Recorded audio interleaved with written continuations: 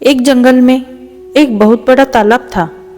हर प्रकार के जीवों के लिए उसमें भोजन सामग्री होने के कारण वहाँ नाना प्रकार के जीव, पक्षी, मछलियाँ, कछुए और केकड़े निवास करते थे। पास में ही बगुला रहता था, जिसे परिश्रम करना बिल्कुल अच्छा नहीं लगता था। उसकी आंखें भी कमजोर थी।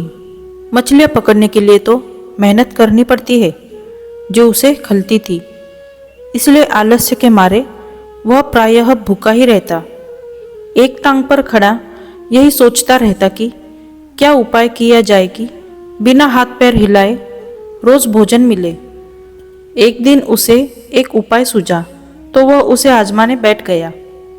बगुला तालाब के किनारे खड़ा हो गया और लगा आंखों से आंसू बहाने। एक केकड़े ने उसे आंसू बहाते देखा तो वह उसके निकट आया और पूछने लगा, मामा, क्या बात है? भोजन के लिए मछलियों का शिकार करने की बजाय खड़े आंसू बहा रहे हो। बगुले ने जोर की हिचकी ली और भर्राए गले से बोला, बेटे, बहुत कर लिया मछलियों का शिकार। अब मैं यह पाप कार्य और नहीं करूँगा। मेरी आत्मा जाग उठी है, इसलिए मैं निकट आई मछलियों को भी नहीं पकड़ रहा हूँ। तुम तो देख ही रहे हो। केकड़ा बोला, मामा, शिकार नहीं करोगे, कुछ खाओगे नहीं तो मर नहीं जाओगे। बगुले ने एक और हिचकी ली। ऐसे जीवन का नष्ट होना ही अच्छा है बेटे, वैसे भी हम सबको जल्दी मरना ही है। मुझे ज्ञात हुआ है कि शीघ्र ही यहाँ 12 वर्ष लंबा सूखा पड़ेगा। बगुले ने केकड़े को बताया कि यह बात उसे एक त्रिकालदर्शी महात्मा ने बताई है, जिसकी भविष्यवाणी कभी गलत नहीं होती।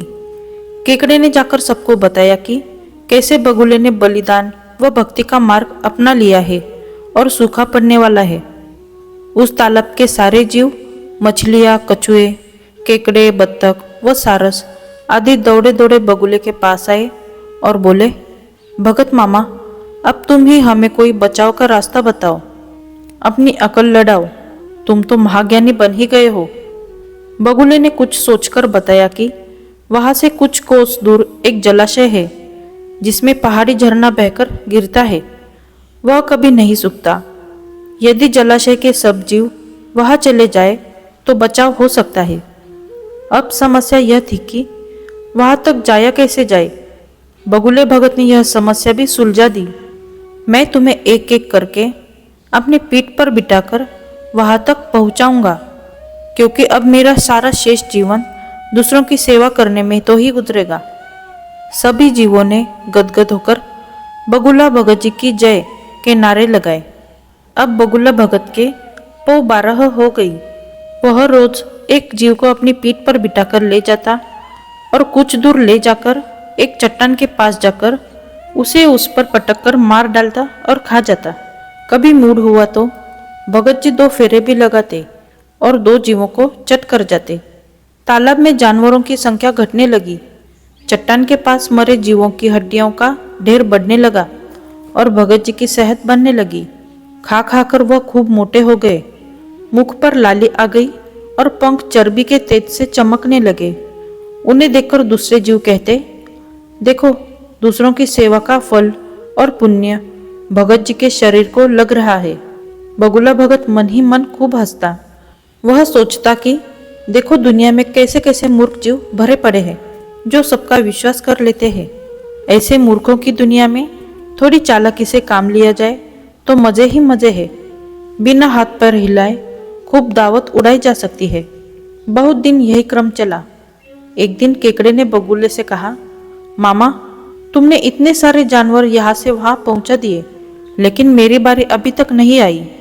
भगत जी बोले, बेटा, आज तेरा ही नंबर लगाते हैं। आजा मेरी पीठ पर बैठ जा। केकड़ा खुश होकर बगुले के पीठ पर बैठ गया।